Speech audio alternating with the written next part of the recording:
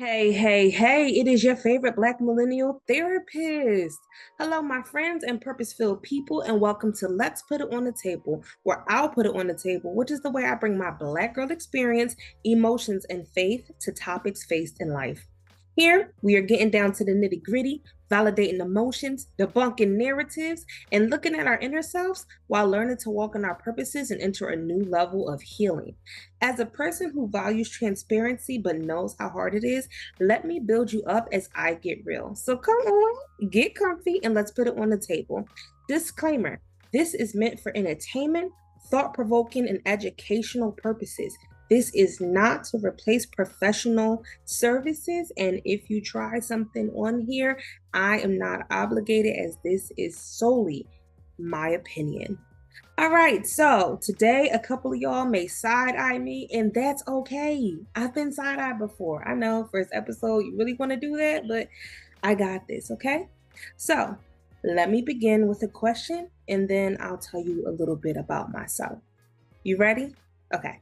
So, what if I told you that you actually don't understand emotions? And that's probably probably everything you confess about your feelings isn't actually what you feel. Yeah, heavy question, right? Like, who am I to just come in here and tell you that you don't know what you're feeling? But before you defend, deny, or further ponder, let me tell you a little bit about myself. I am Kyra. I'm your favorite Black millennial therapist. I'm from Philly. Shout out to North. I always tell people, no matter how educated you are, North is North. And if you're from North, you are not from North. um, and I'm a person who just has really gotten comfortable in those things that were considered my weaknesses, right? I've always been a big feeler, and I've always been very vulnerable and able to kind of feel, and not only feel my own emotions, but feel what others are feeling, and cry with them, laugh with them, really just be in a space with them, right? And for a while I shied away from that. And now, with just how my faith in God operates, I realize that those very things that I saw as weaknesses, He has perfected Himself in.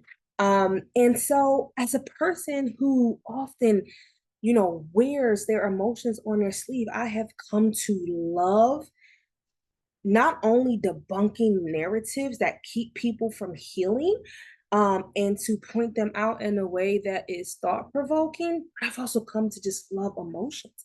And I've come to love these things that people really don't like to talk about because they're taboo, or it usually turns into an argument instead of a healthy debate.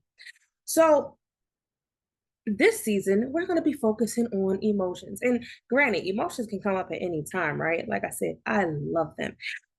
I also love to debunk narratives. So other things are going to come up other seasons. But people don't like talking about emotions. So baby, we're gonna talk about them, okay? So as a Black woman, my emotions were often dependent upon my environment. And synonymous to how I spoke, from high school, I attended PWIs, and you had to learn to tone the hood down. Code switching my emotions became so automatic that I often found myself retorting to a handful of safe emotions. What do I mean by this? When I talk about code switching, right? Code switching is really, really taught in the Black community, and it's silently taught as well. Like, you had that conversationalist mom that picked up the phone to handle bills. You had that mom who you knew was about to whoop some tail.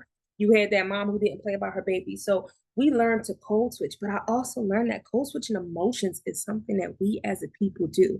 And if you don't believe me, think about this. You go around a group of people that you don't really know, right? And you are on the brink of tears. Are you going to cry?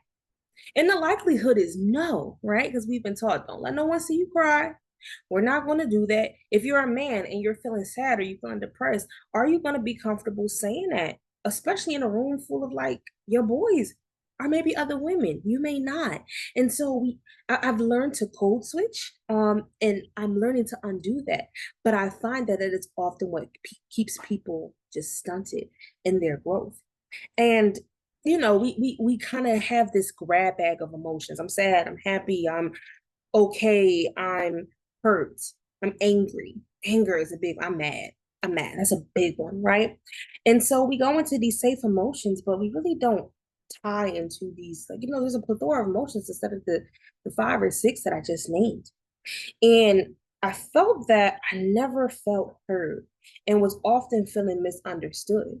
And there was actually a time that, because using these safe emotions in all air quotations, that I didn't, I felt like I misunderstood myself. And that was the craziest part of just being like, I know what I'm feeling, but I've been so used to kind of grabbing in the bag and grabbing one that this one doesn't quite encapsulate everything I'm trying to say. It doesn't really get down to the depth. Like maybe I'm feeling angry, but what is underneath that anger? What else is there? And I'm sure I'm not the only one, but this is not about you. This is about me. Because remember, I said I'll put it on the table. So, you can sit there and you can ponder as well.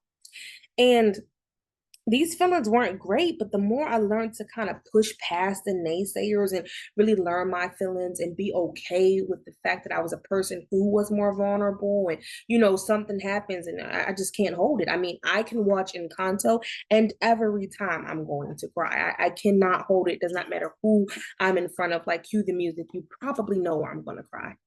But the more I was able to kind of learn my feelings and have my feelings and accept my feelings, the more I learned the power of validating them. And that has been so, so much of a great part of pushing me into healing and into developing into the person I am now and the person that I'm still becoming. So let me just give you some statistics, right? So, evidence supports that poorer emotional states can cause an increase in brain areas that relate directly to the heart that leads to sudden cardiac arrest for both humans and animals. So, what am I saying in layman's term? If you are in a constant state of sadness or depression, this can increase your ability to have a heart attack or your heart to just stop for both humans and animals. Like you see people and they're like, oh my God, their partner just passed. They passed a couple days later, or an animal sibling passes and the next one passes. These things happen. The inability to regulate more negative states of emotion can cause biological disorders such as hypochondria, hysteria, hypoglycemia, and irritable heart syndrome. Again, layman's term, that when you cannot regulate when you're in a negative emotion, because nobody really talks about regulating too happy of an emotion. And there are some ways that may be not great, but that's like when you're talking about DSM terms such as bipolar disorders, where you get into the state of euphoria or mania. But when you cannot regulate, you're at a bigger risk of having these biological switches turn on, and then you're experiencing um a greater chance of encountering health issues, such as like having your blood sugar go up and down, or feeling like everything is attacking you, which is hypochondrianism. Negative emotions are linked to higher anxiety, which leads to a lower heart health. So when you have more of these negative emotions, and again, it's more than just sad, it's more than just angry, it's more than just depressed. You can have an increased anxiety, which is stunting your heart. And then the more anger one experiences, the higher their blood pressure. So you ever meet a cantankerous person, like a person who's just always nasty, and then you're like, oh my God, I got blood pressure problems because they can't regulate. And so all of these things are really talking about how dysregulation affects us. Another one goes to those individuals who engage in avoidance of their emotions are likely to have greater emotional distress. So even avoiding your emotions is not helping you. It gets you into a greater funk. It pushes you to have more ailments. And the thing is that we don't realize how much tending to our emotional health has such an impact in other areas of our lives. If these things did not have impacts, you would not see people who are rich unaliving themselves, since this is the new term. Or you would not see people who are homeless sometimes having better days and having less complaints than people who have a home to get to. So let's go back to the original question at hand. Do you actually understand your emotions? Do you actually know how you feel? And I would take the gander to say, no, you don't. I would take the step to say, you probably know how you feel on some surface. You probably are aware of how you feel to some degree, but you don't capture the depth of it, which is why when you're in a more negative emotion, you cannot regulate and get yourself back on track. And if you're like, oh no, girl, I can get myself back on track, I just keep it breezy and walking. I literally just told you that evidence shows that those who engage in avoidance of their emotions only have greater emotional distress. Now, if I put on my therapist hat, right? And again, this is not professional information. I'm just telling you another lens of my life. Those who avoid their emotions tend to have the same occurrence pop up session after session after session. It doesn't have to be right after, it can just happen later. Or, you have the people who look so unbothered, but then every Facebook status is, oh, I'm so unbothered. Honey, if you were that unbothered, every status wouldn't be about it. Every conversation wouldn't be about that person that you're not unbothered, yet you're not bothered by. Oh yeah, girl, I'm just bringing so and so up, but I'm not bothered.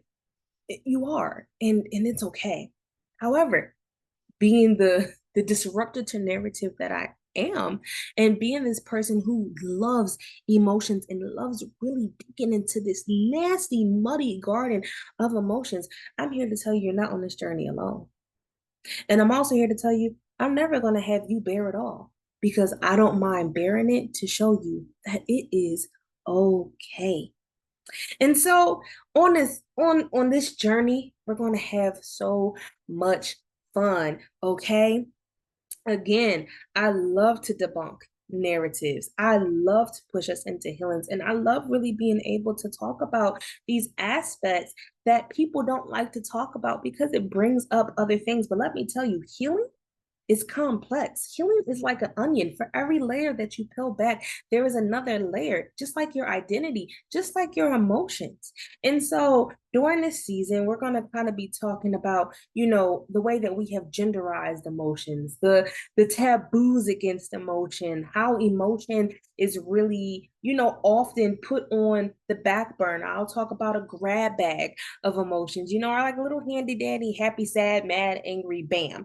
I'll even talk about the complexity of holding multiple emotions at the same time, which I find people really don't like.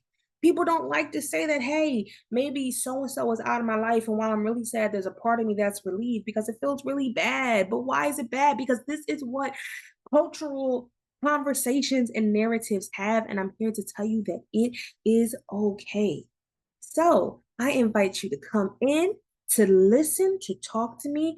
I'm always open for a discussion.